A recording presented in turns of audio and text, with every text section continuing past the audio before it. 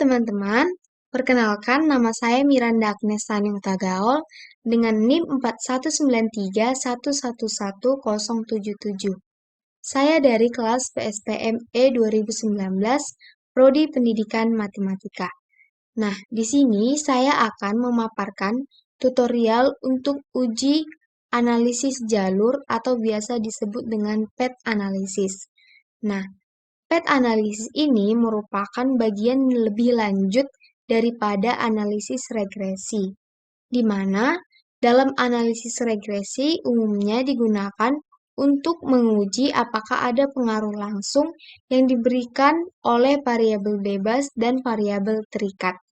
Sedangkan pada analisis jalur ini tidak hanya menguji pengaruh langsung saja, tetapi juga menjelaskan tentang ada atau tidaknya pengaruh tidak langsung yang diberikan variabel bebas melalui variabel intervening terhadap variabel terikat.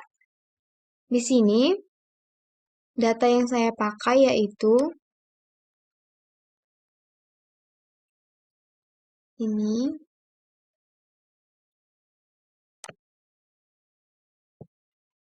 di mana hipotesis umumnya yaitu pengaruh latihan sebagai X1 dan kuis sebagai X2 terhadap hasil ulangan semester sebagai Y, serta dampaknya terhadap prestasi siswa sebagai Z. Sementara hipotesis yang akan diuji satu persatu antara lain, yang pertama, pengaruh X1 dan X2 terhadap Y, kedua, pengaruh X1 dan X2 dan Y terhadap Z, yang ketiga, pengaruh X1 dan X2 melalui Y terhadap Z.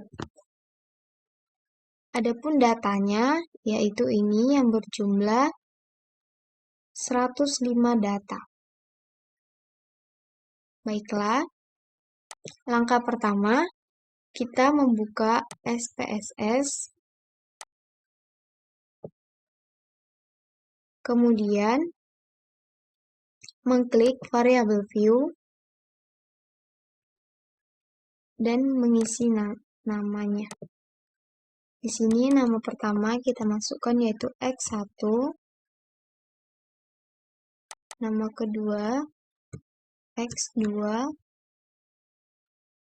yang ketiga Y, selanjutnya Z. Kemudian pada kolom X1 kita isi labelnya yaitu yang sesuai yang ini tadi, latihan, X1-nya latihan, kemudian X2-nya latihan atau X1, kemudian yang kedua kuis atau X2, lalu hasil ulangan semester,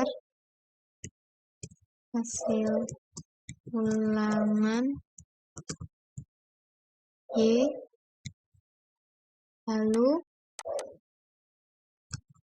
prestasi sebagai Z. Nah, selanjutnya pada kolom tipe bit desimalnya kita buat saja 0, lalu ininya kita sesuaikan saja. Selanjutnya kita klik data view, lalu kita isi data sesuai variabel yang ingin kita teliti.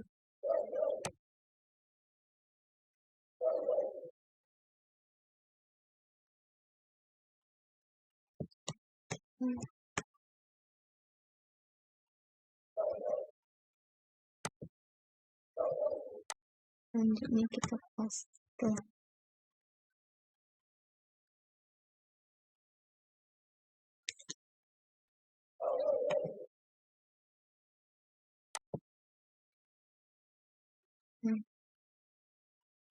Setelah muncul, kemudian kita pilih Analyze, lalu Regression, kemudian Linear.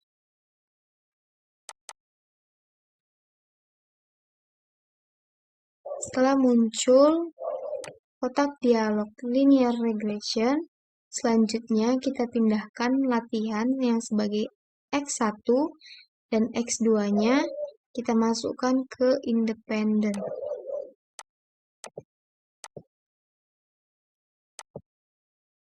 Lalu, hasil ulangan atau Y-nya kita masukkan ke dependen.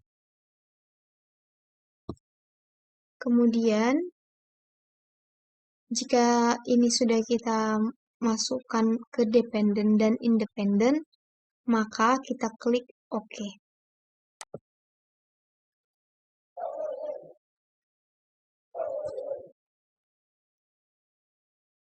Nah, maka akan muncul output XPSS model pertamanya. Untuk selanjutnya, kita untuk mencari model keduanya, caranya sama, yaitu Analyze, kemudian Regression, kemudian Linear. Setelah muncul kotak dialog Linear Regression, kemudian kita klik dulu Reset, supaya kembali seperti awal. Lalu, kita pilih X1 ke independen, X2-nya juga ke independen, dan Y-nya juga ke independen. Kemudian prestasinya kita pindahkan ke dependen. Oke, sudah seperti ini, kita klik OK. Setelah mengklik OK, maka akan muncul hasil outputnya. Yang pertama, regresi model yang pertama, lalu regresi model yang kedua. Nah, pada regresi model yang pertama ini, kita dapat langsung melihat pada tabel koefisien. Di sini, tabel koefisien yang menjadi patokannya yaitu pada latihan yang sebagai X1 dan kuis sebagai X2, yaitu signifikansinya. Di sini, signifikansi X1 yaitu 0,114, di mana lebih besar daripada 0,005. Karena X1-nya lebih besar dari 0,05, maka variabel X1 tidak berpengaruh signifikan terhadap Y. Sedangkan untuk X2-nya yaitu signifikansinya 0, di mana 0 ini lebih kecil daripada 0,05, maka X2-nya berpengaruh signifikan terhadap Y. Kemudian kita juga dapat melihat pada tabel model summary, yaitu pada kolom R-square-nya. Di sini R-square yang dihasilkan yaitu 0,61. Nah, hal ini menunjukkan bahwa kontribusi pengaruh X1 dan X2 terhadap Y sebesar 26,1%.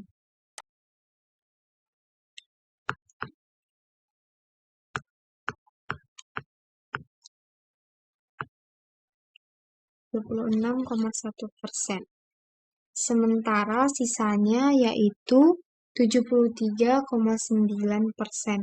yang merupakan kontribusi dari variabel-variabel lain yang tidak dimasukkan ke dalam penelitian. Kemudian kita bisa mencari nilai E1-nya dengan rumus E1 sama dengan akar dari 1 dikurang R square-nya yaitu 0,0247. Nah, akar dari 1 kurang 0,247 sama dengan 1 sama dengan akar dari 0,753, yaitu 0,867. Nah, kemudian maka didapatlah hasilnya yaitu X1-nya tadi dari nilai betanya, X1-nya min 0,137, sedangkan X2-nya yaitu 0,515. Dan E1-nya yaitu 0,8677. Selanjutnya pada model regresi yang kedua, di sini kita dapat melihat langsung pada tabel koefisiennya. Pada X1-nya signifikansinya yaitu 0,226, X2-nya signifikansinya 0,115, dan Y-nya 0,096, di mana hasil dari variabel X1, X2, dan Y-nya lebih besar daripada 0,05. Hasil ini memberi kesimpulan bahwa regresi model 2, yakni variabel X1, X2, dan Y, tidak berpengaruh signifikan terhadap Z.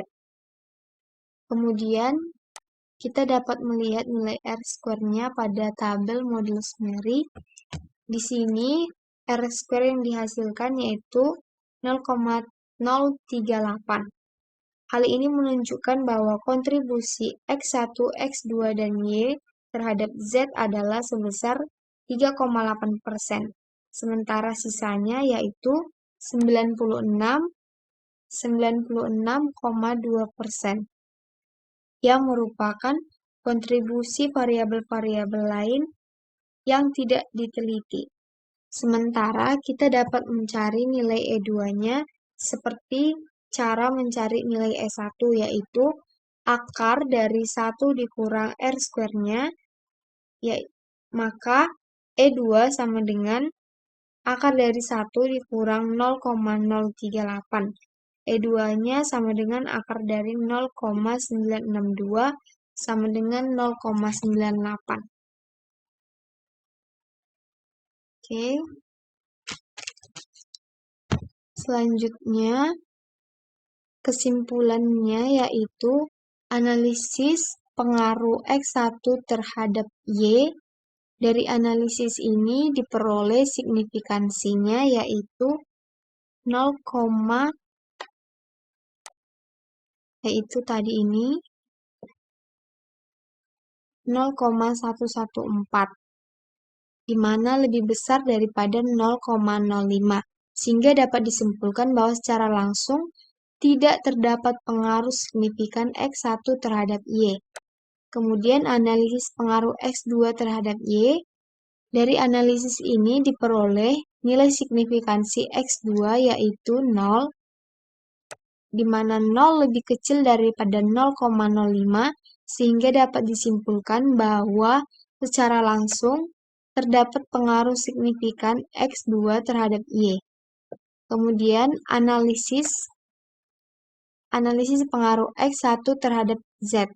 Dari analisa yang diperoleh nilai signifikansi X1 yaitu sebesar 0,0226, di mana 0,226 ini lebih besar daripada 0,05, sehingga dapat disimpulkan bahwa secara langsung tidak terdapat pengaruh signifikan dari X1 terhadap Z. Kemudian analisis pengaruh X2 terhadap Z. Dari analisa yang diperoleh, nilai signifikansi X2 yaitu 0,155 lebih besar daripada 0,05, sehingga dapat disimpulkan bahwa secara langsung tidak terdapat pengaruh signifikan X2 terhadap Z. Selanjutnya, analisis pengaruh Y terhadap Z. Dari analisa diperoleh bahwa nilai signifikansi Y sebesar 0,096, di mana 0,96 ini lebih besar daripada 0,05, sehingga dapat disimpulkan bahwa secara langsung tidak terdapat pengaruh signifikan terhadap Z. Baiklah, sekian dulu pemaparan